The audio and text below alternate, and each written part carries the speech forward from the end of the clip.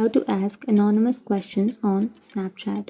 So if you want to ask anonymous questions on Snapchat, then first you need to install the application, which is Sendit, or you can also install YOLO or anything. And once you've installed the application, you need to simply open that application. And once you've opened, here you can tap on Snapchat Share, which will be on the bottom. So you need to simply choose your question first. So tap on Ask Me Anything or tap on the middle of your screen, and from here you can choose the question. So you can simply choose any question, and once you choose your question, now you can simply tap on the tick icon, which is on the bottom right, and here you will have your share on Snapchat option on the bottom of your screen. Tap on share and it will take you to your Snapchat application, and from here you can take that a snap. And once you've taken your snap, now here you will have your anonymous question.